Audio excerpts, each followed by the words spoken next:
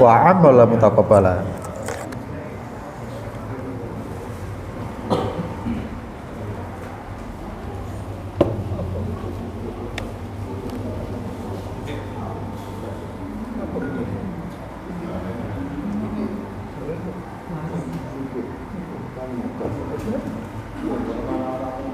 Terpa ya, ketika kelihatannya korodit ya.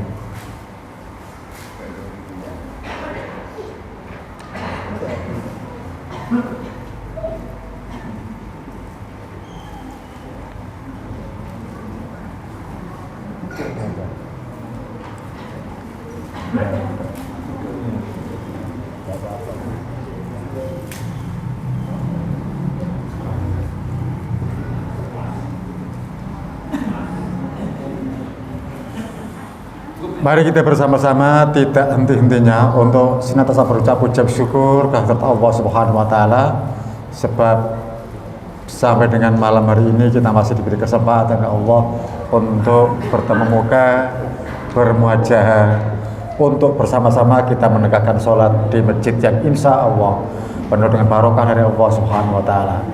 Mudah-mudahan seluruh aktivitas kita selama ini semuanya diterima dan mendapatkan ridho dari Allah Subhanahu wa taala. Sholawat dan salam mudah-mudahan tetap melimpah pada junjungan Nabi besar Muhammad sallallahu alaihi wasallam yang telah membimbing umat manusia dari zaman gelap menuju zaman yang terang. Dan mudah-mudahan kita yang hadir di majelis ini dan keluarga kita di rumah termasuk hamba-hamba yang senantiasa mendapatkan hidayah dari Allah Subhanahu wa taala, agar kehidupan kita selamat dan bahagia dunia, selamat dan bahagia pula nanti di akhirat. Amin ya rabbal alamin. Bapak sekalian, yang akan kita bicarakan pada malam hari ini adalah kata-kata Islam bagian kedua, yaitu tentang istighfar. Apa istighfar itu? Sebagai pengantar Bapak sekalian, ya, istighfar itu permohonan ampun kita kepada Allah. Bunyinya adalah astagfirullah. Ini permohonan ampun yang khas, sebab hanya dalam Islam yang mengajarkan istighfar. Nah, sekarang istighfar itu, permohonan ampun itu senantiasa kita ucapkan. Ampunan dari Allah sangat kita rindukan. Ini nanti perhatikan baik-baik. Kalau memang perlu dicatat nomor surat dan suratnya, ya nanti dengan tulis ayatnya itu, ya, surat dan ayat. Istighfar adalah kata Islami yang menunjukkan seseorang bertaubat, mengharap ampunan dari Allah Subhanahu wa taala. Ampunan dari Allah itu bersyarat, duwe syarat. Nah, kita harus memenuhi syarat-syarat itu. Kaya dene wong salat ya duwe syarat. Duwe wudu, menghadap ke arah kiblat, menutupi aurat di tempat yang suci, itu syarat-syarat yang harus terpenuhi bagi orang yang mau sholat. Bertaubat juga begitu. Kita mengharap ampunan dari Allah. Ampunan dari Allah itu diberikan dengan bersyarat. Syaratnya apa? Jangan tingali Qur'ane surat Toha, ya, surat Toha. Ayatnya ayat 82 di makalah itu sudah ada. Oh, sampai boleh ora ono, ya.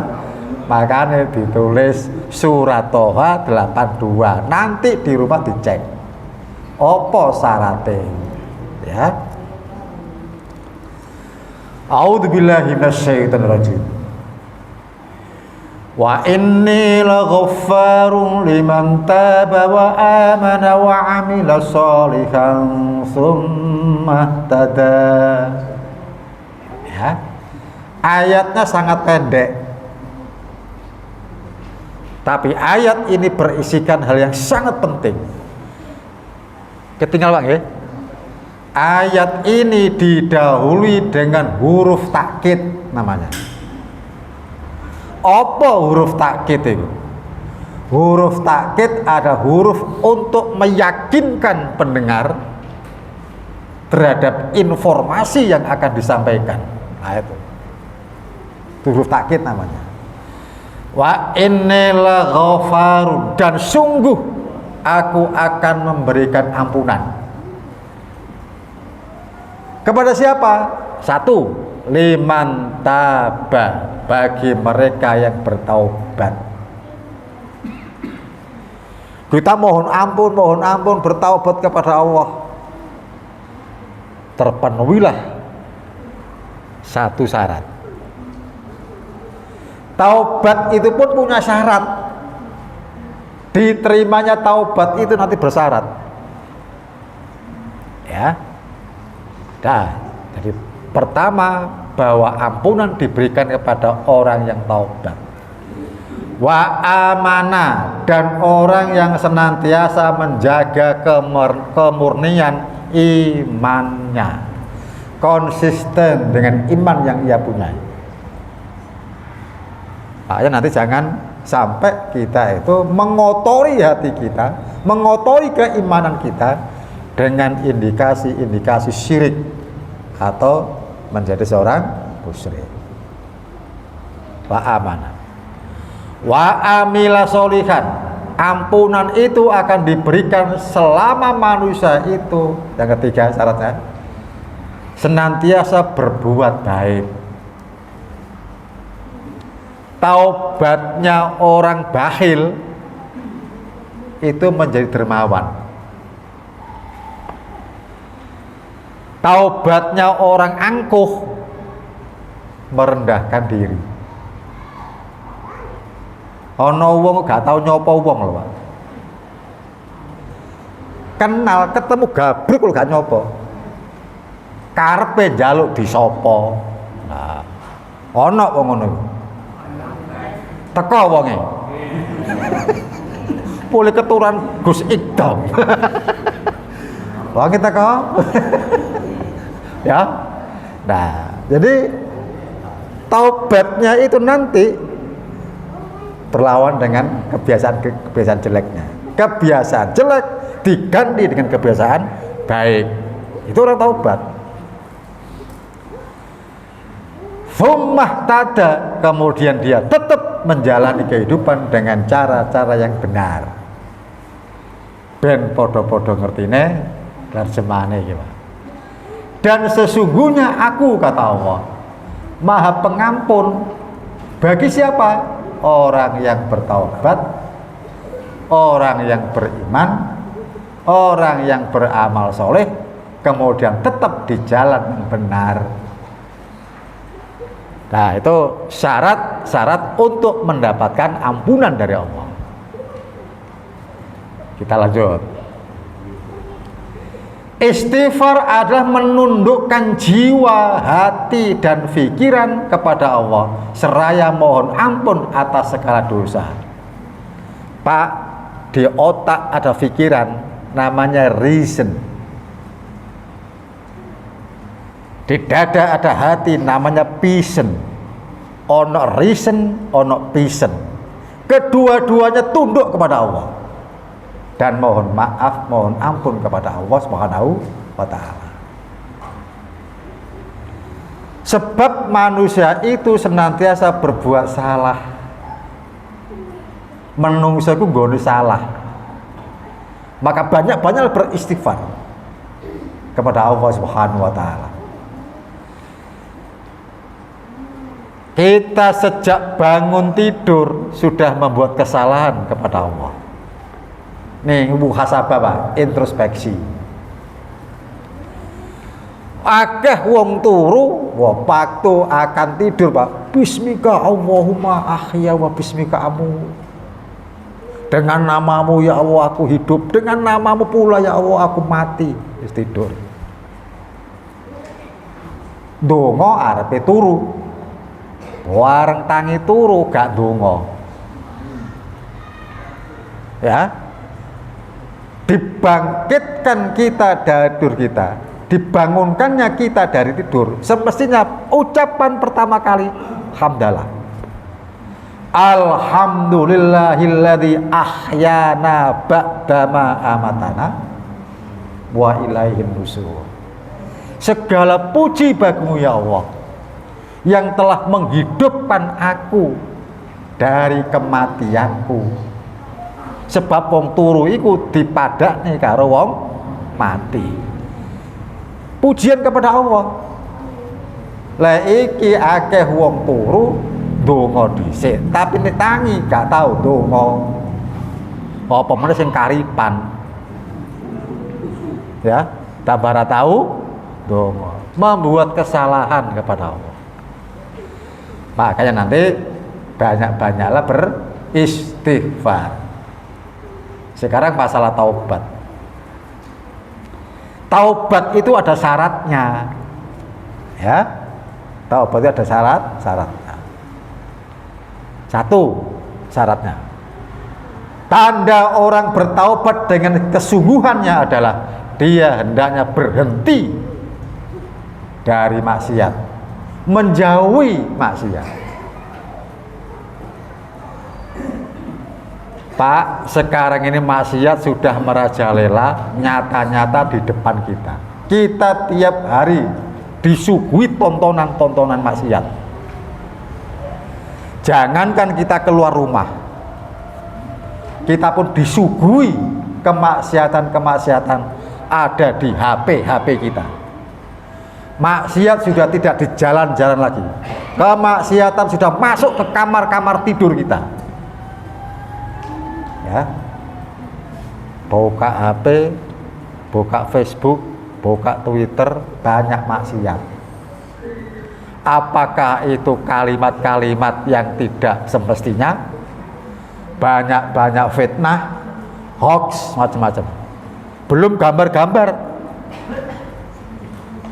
Nah, orang yang bertaubat hendaknya berhenti dari maksiat. Jika maksiat sudah merajalela, Pak, kita tidak bisa untuk kemudian menghentikan maksiat itu. Kita kan tidak bisa, Pak, menghentikan apa yang tampil di Facebook kita. Ya, kadang-kadang Pak, nyon sewu nggih, masalah ini kula alami. Kula nggak ada Facebook nih, ya Facebook. Lah ngono kontennya, Pak, dibobol orang, diisi gambar-gambar yang tidak semestinya. Lah kan jadul, Pak, gak ngerti, ya. Iki yo apa carane? Saya tanya istri saya, dihapus saya, diblokir ya. Iki ora iso blokir, gak iso ngapus ning gak sing wong sing dituju. Nah, sing dituju aku. Iki sapa iki sing bobol Facebook saya itu, meretas nomor saya, memasukkan gambar-gambar yang tidak semestinya dilihat. Sudah merajalela.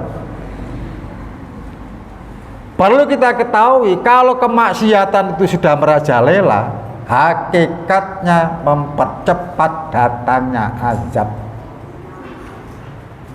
Kula wangsuli malih. Kalau ada maksiat sudah merajalela dan kita tidak bisa menghentikan maksiat itu, banyak-banyaklah beristighfar. Sebab hakikatnya maksiat yang merajalela itu mempercepat datangnya azab dari Allah Subhanahu wa taala. Makanya orang taubat itu harus berhenti dari maksiat. Menyesali perbuatannya, perbuatan maksiat disesali.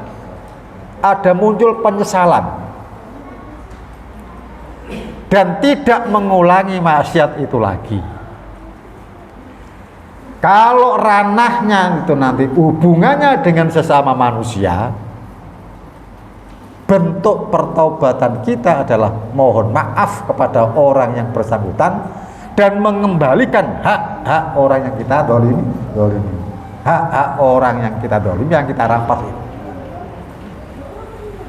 Jadi kalau begitu, Taubatnya seorang koruptor itu maling. Taubate maling njaluk sepuro karo wong sing dimaling, balikno barang-barang sing dimaling.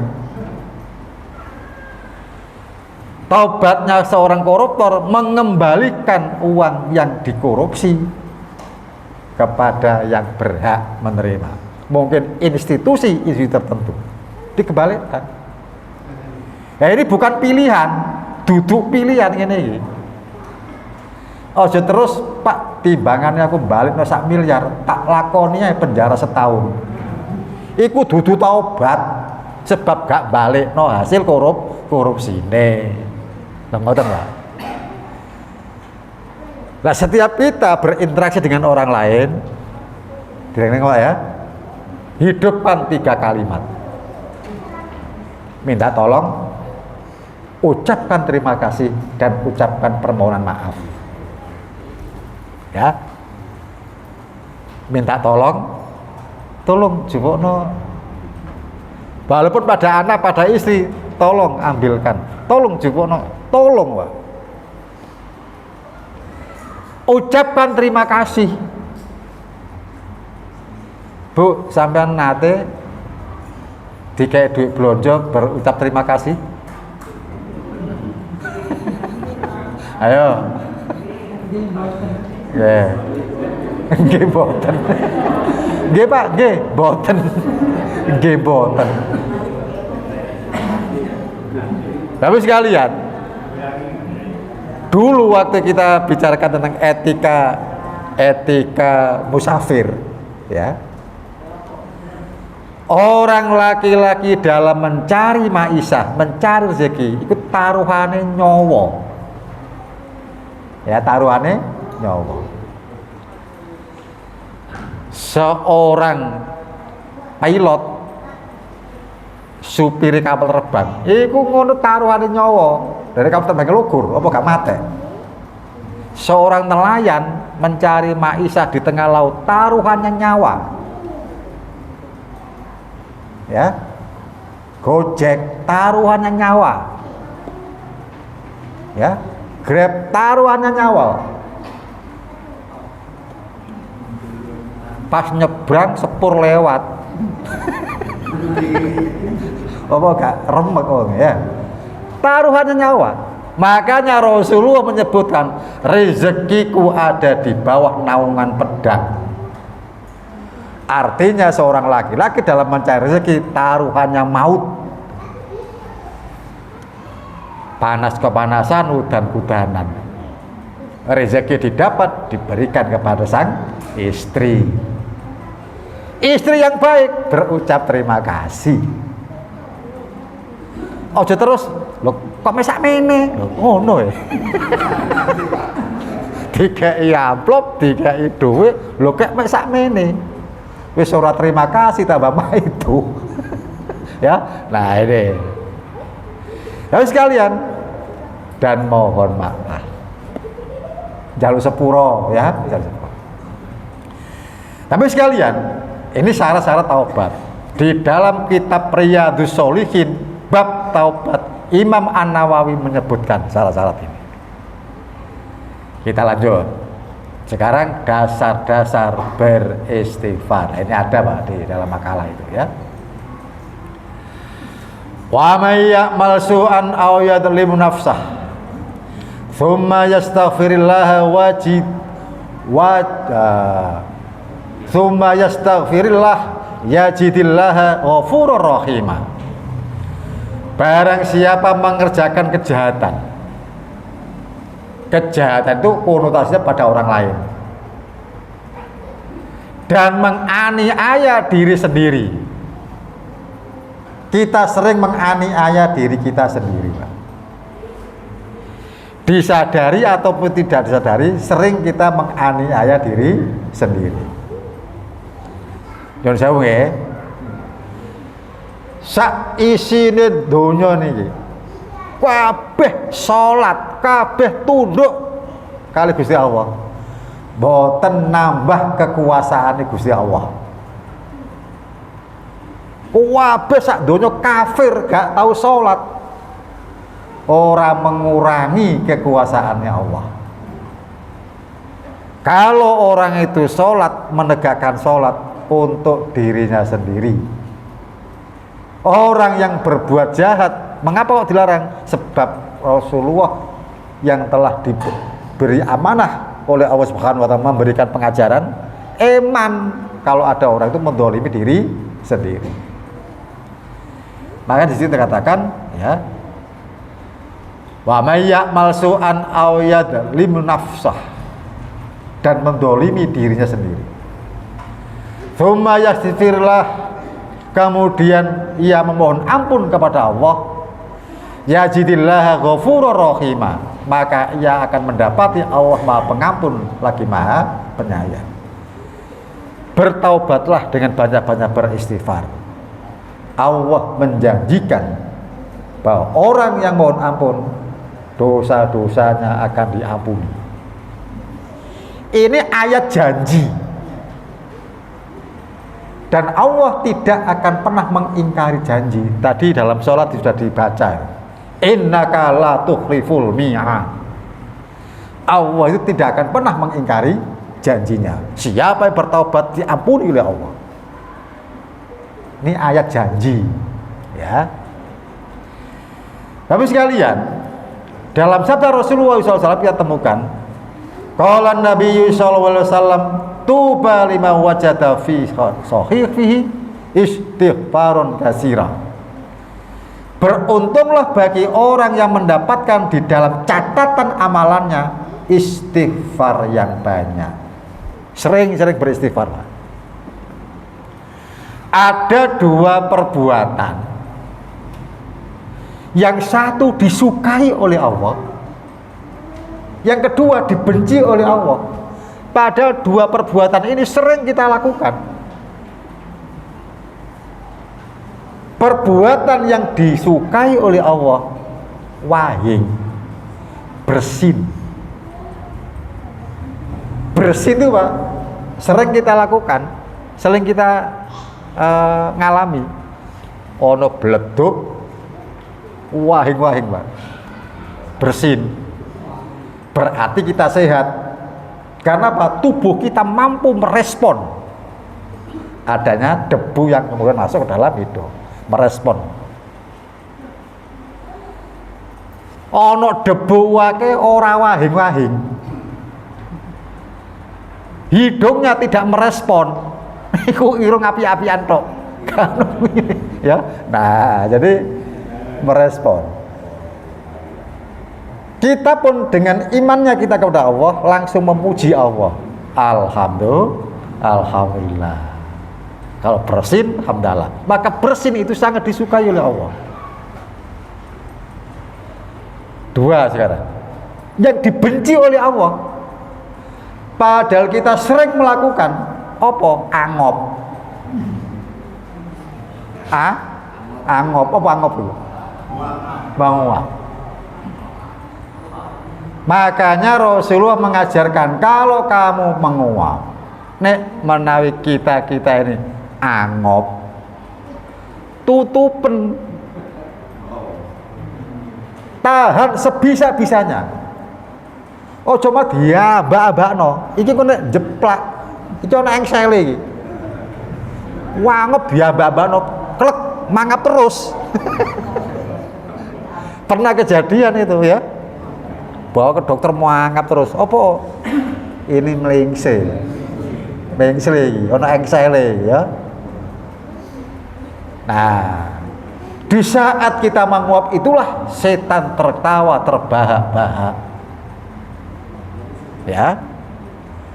Oleh karena itu dalam kitab Riyadhus Shalihin, ya, juga pada bab taubat di sini disebutkan. Maka banyak-banyaklah beristighfar. Wangop diwamano ayam goreng. Ya. Nah, orang ngono. Jadi ingat itu dibenci oleh Allah. Berikutnya Pak. Allah Subhanahu wa ta'ala berfirman dalam hadis qudsi, ya ibadi innakum tuhti'una bil-laili wan nahar wa ana aghfiru dzunuba jami'a fastaghfiruni aghfir lakum. Wahai hambaku, kamu sekalian senantiasa berbuat salah pada malam dan siang hari. Iki ngono wis dinas. Menungso iku nduweni salah baik di siang hari maupun di malam hari. Iku wis dinas. Nggone salah menungso iku. Disengaja ataupun tidak disengaja. Kesalahan demi kesalahan kita perbuat, maksiat demi maksiat kita lakukan.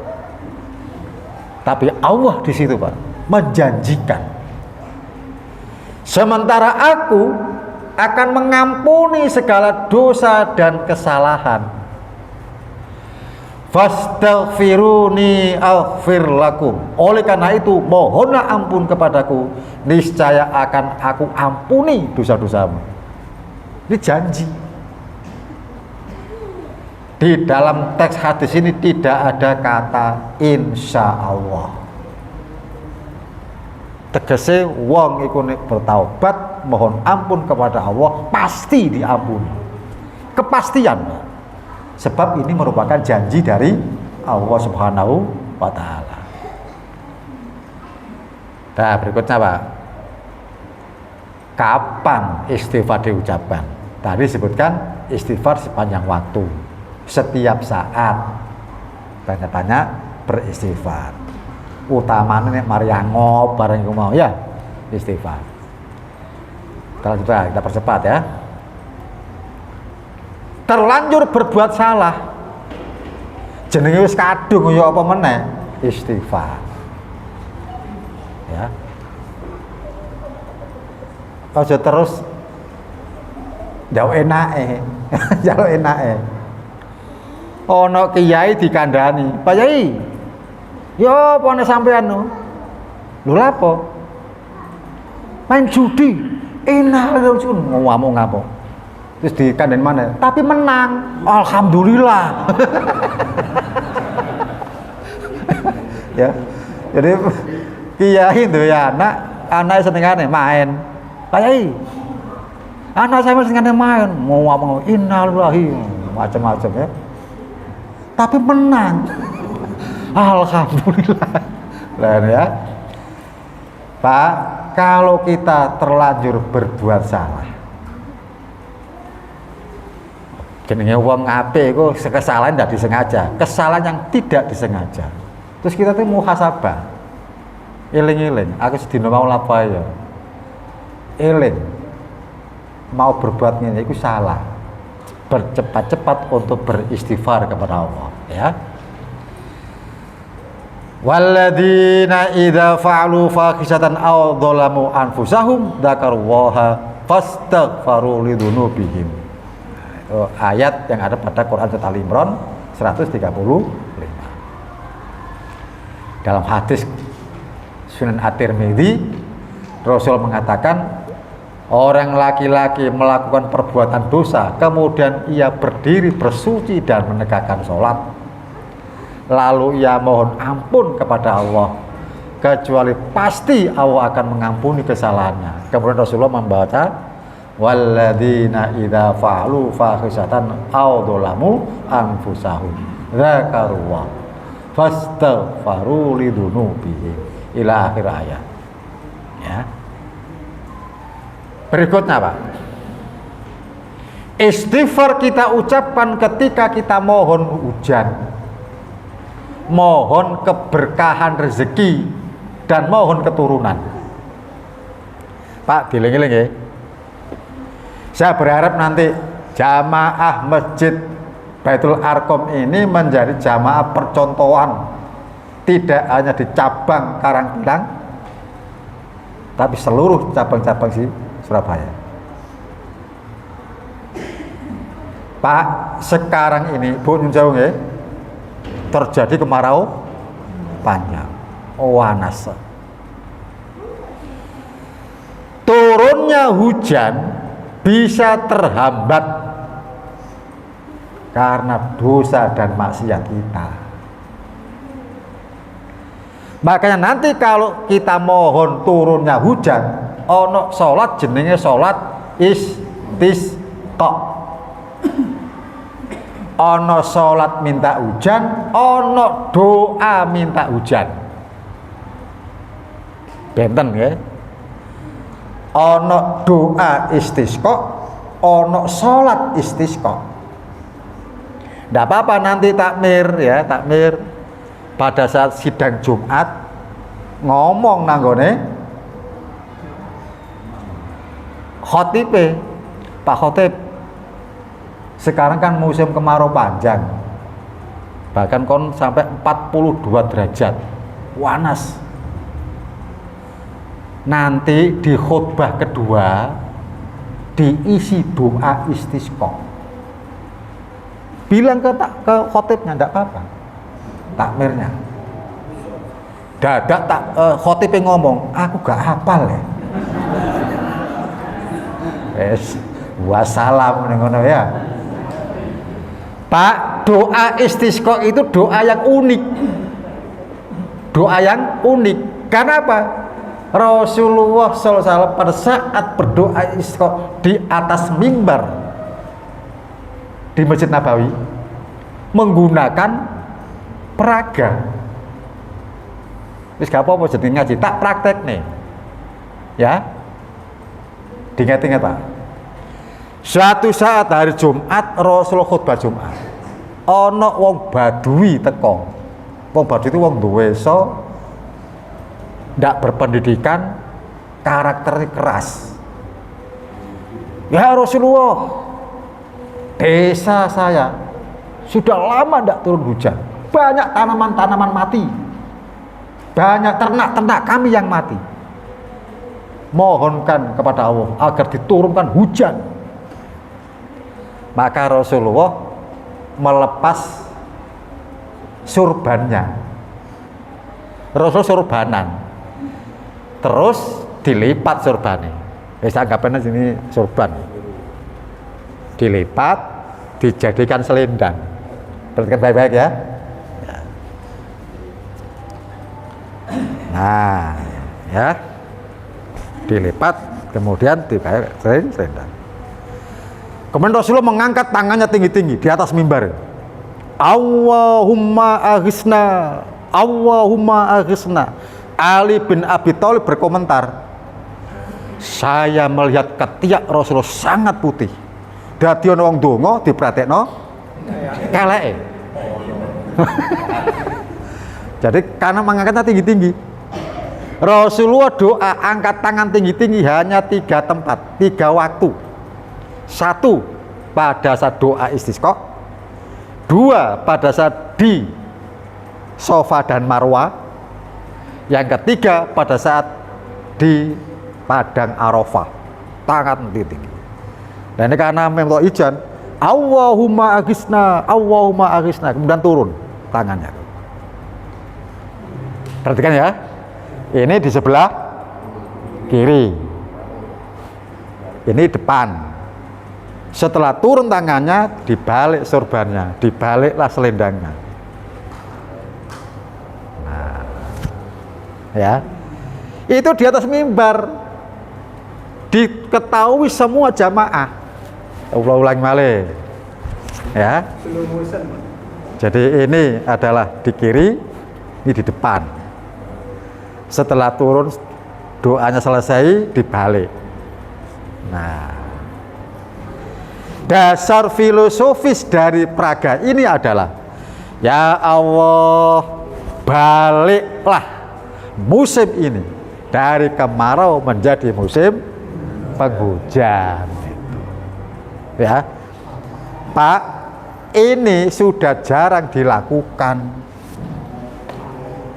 Nanti suatu saat banyak umat Islam yang tidak ngerti bagaimana doa istisqa itu, bagaimana sholat istisqa itu, sebab jarang.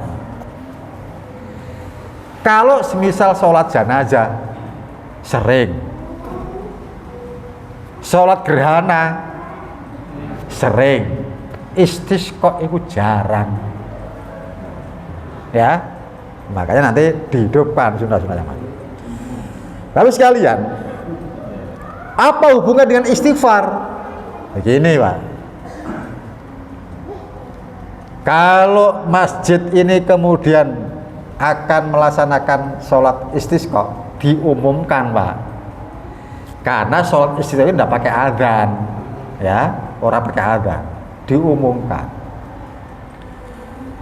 hari Jumat supaya banyak jamaah datang di situ. Hari Jumat diumumkan, para hadirin jamaah sekalian, hari Selasa besok kita akan sholat istisqa.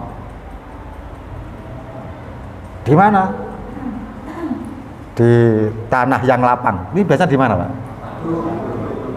Di waduk. Di waduknya atau di pinggirnya? Nah, waduknya ya halaman waduk. Nanti kita sholat di sana. Ya, diumumkan dulu. Hari Selasa kita jam 10, jam 11 akan mengadakan sholat istisqa. Mengapa kok diserahkan hari Selasa? Iya, sebab diumumkannya hari Jumat. Sebab Jumat diumumkan, Sabtu, Ahad, Senin kita ditekankan untuk berpuasa. Poso dhisik.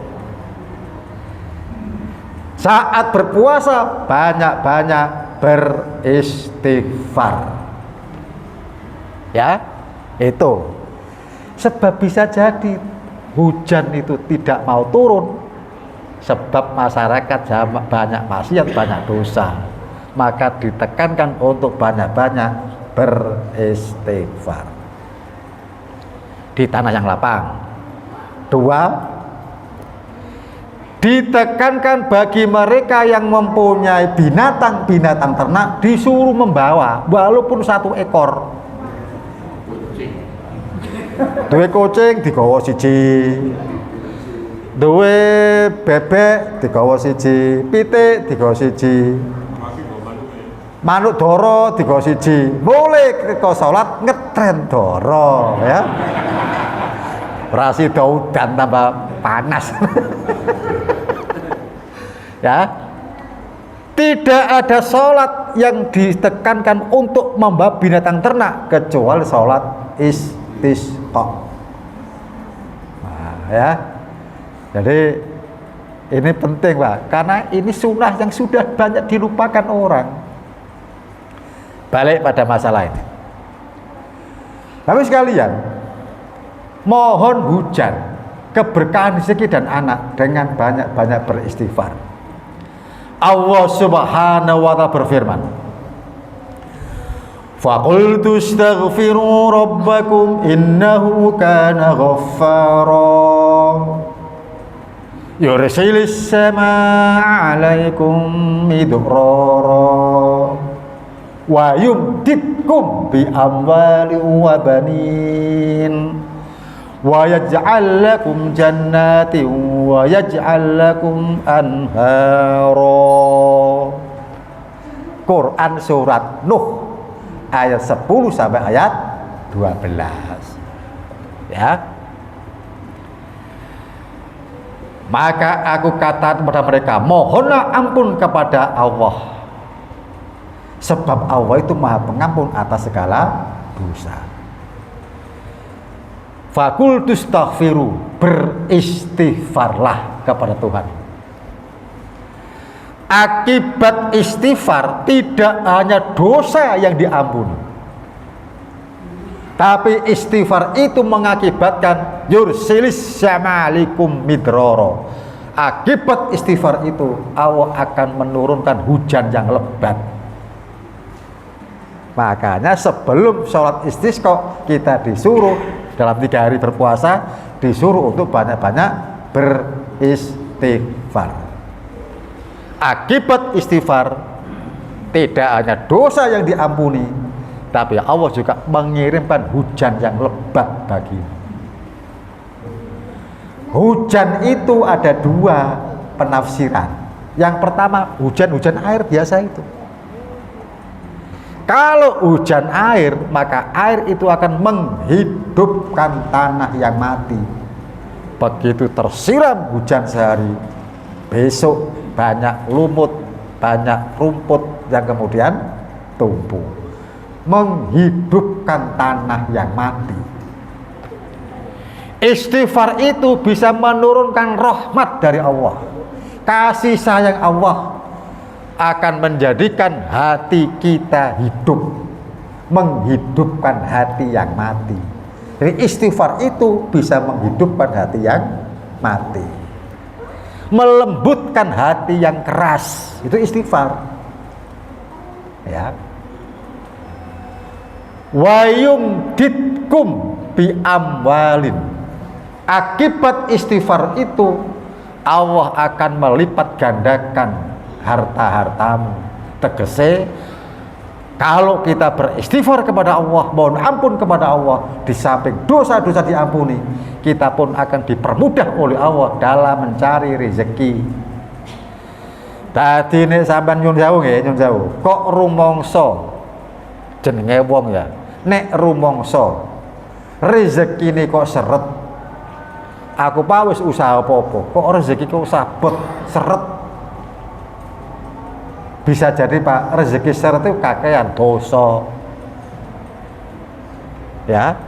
Makanya Pak, iki wong Jawa-Jawa biyen, wong Jawa lho ya. Rumah tangga iku aja gegeran ae. Nek rumah tangga iku gegeran, rezekine adoh. Ana tamu arepe nggo dhuwit, krungu nek nggone sing duwe omah gegeran, balik tamune. Padahal tamune wis nggo dhuwit lho iki.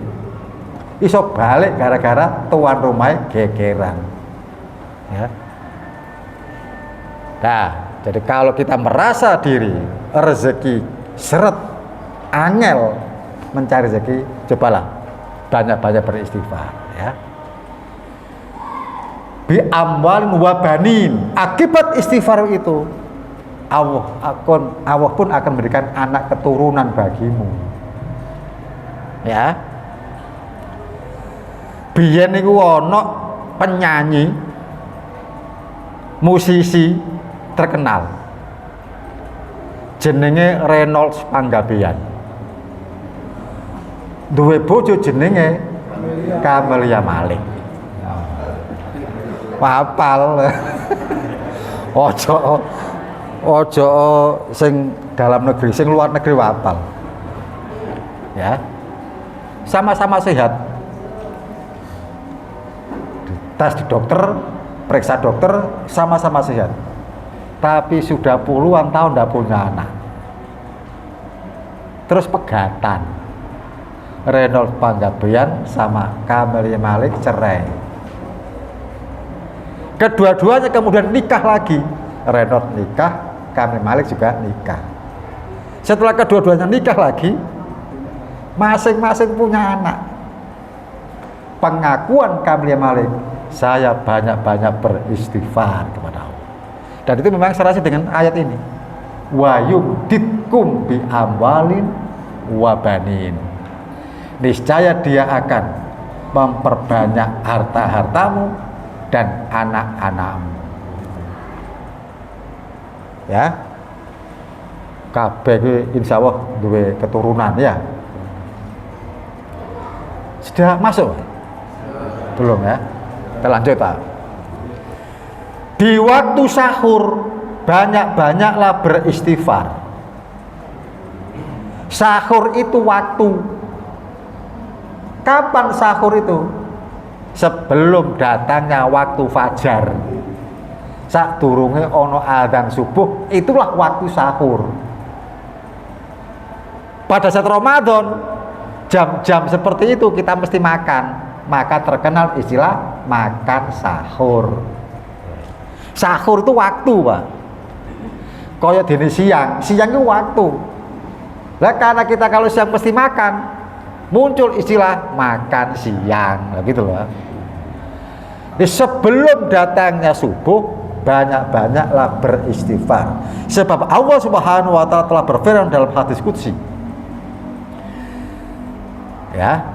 Yanzilu Rabbuna tabaraka wa ta'ala kulla lailatin ila sama'id dunya hina yabqa thuluthul lail akhir yaqul may yad'uni fa astajiba lahu may yas'aluni fa u'tiyahu may yastaghfiruni fa aghfir lahu.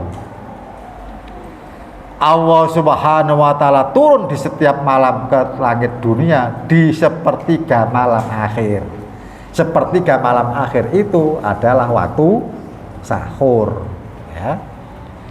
Dan berfirman, siapa yang berdoa kepadaku pasti aku kabulkan doanya. Ada kepastian di situ. Siapa yang meminta sesuatu kepadaku pasti aku penuhi permintaannya. Siapa yang memohon ampun, siapa yang beristighfar, ya, mohon ampun kepadaku, pasti aku ampuni dosa-dosanya.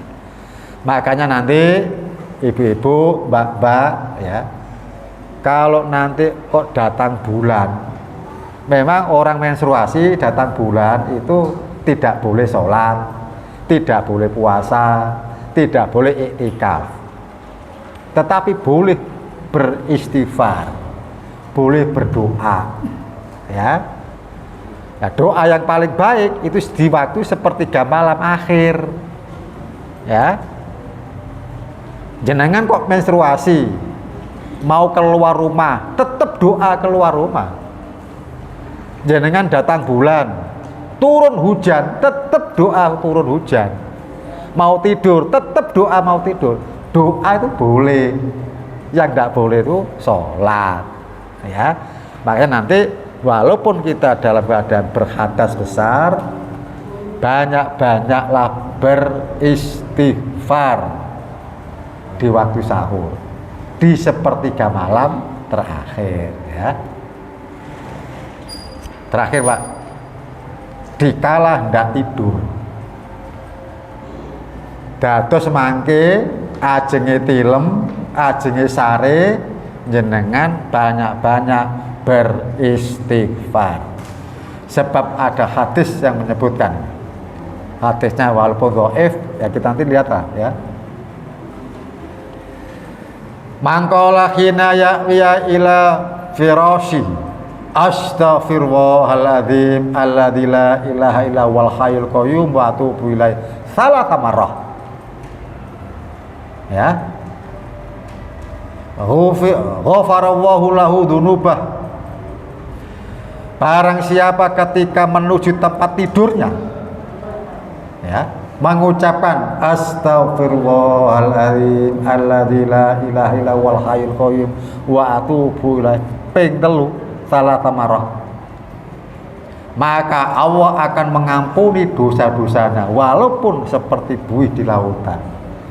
Hadis ini dhaif, Pak, tapi ada periwayatan yang marfu, ya. Tidak apa-apa, kita lihat, ya, kita lihat. Ini saya tutup dulu.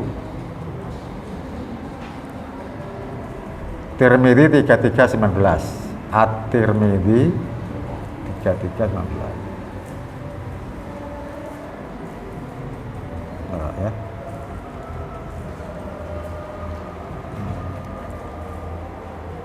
Wah, ini kredit, Pak, sebentar, ya, kredit.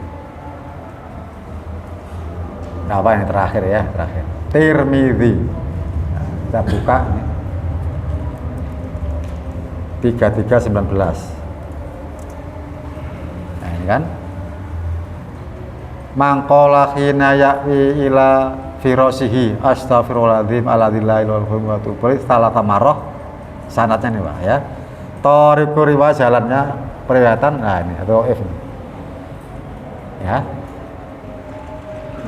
Ada seorang perawi ini namanya Abidillah, ya. Ada yang menyebut Ubaidillah, Abidillah. Ini, Pak, yang merah ini didhaifkan oleh ulama-ulama hadis, ya. Tapi hadis ini marfu. Marfu itu artinya sanadnya nyambung sampai Rasul. Kita lihat lagi, ternyata Ubaidillah itu mempunyai hafalan yang lemah. saking hati-hatinya para imam hadis.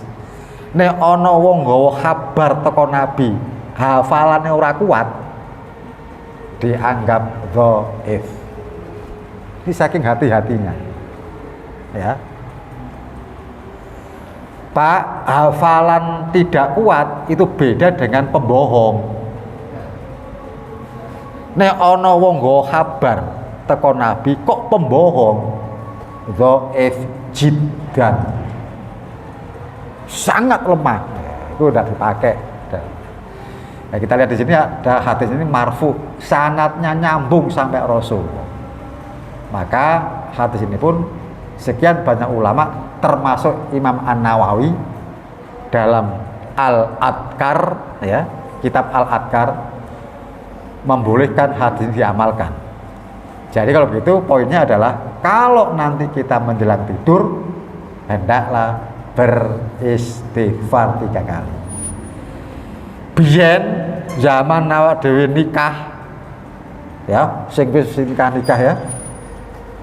Sak durunge ijab kabul, istighfar dulu. Oh ya, istighfar dulu. Naipe, penghulune, mudine, apa istighfar. Nanti ikuti saya. Istighfar 3 kali. Astaghfirullahaladzim alladzi la ilaha illa huwal hayyul qayyum wa atubu ilaihi. Astaghfirullah, ya, 3 kali. Mas Ridwan masih ingat ya? Lupa, nek lupa kawino meneh ya. Ben eling. Ya, ben eling. Istighfar dhisik sadurunge ijab kabul. Terus syahadat. Ya. Betapa sakralnya nikah itu, sehingga sebelum ijab kabul kita mesti beristighfar dan berucap syahadat. Jadi gak main-main nikah itu, ya. Nah, saya kira cukup yang dapat saya sampaikan. Ada yang perlu ditanyakan? Mungkin 1-2 orang. Ya, berlanjut. Oke, monggo Pak, monggo.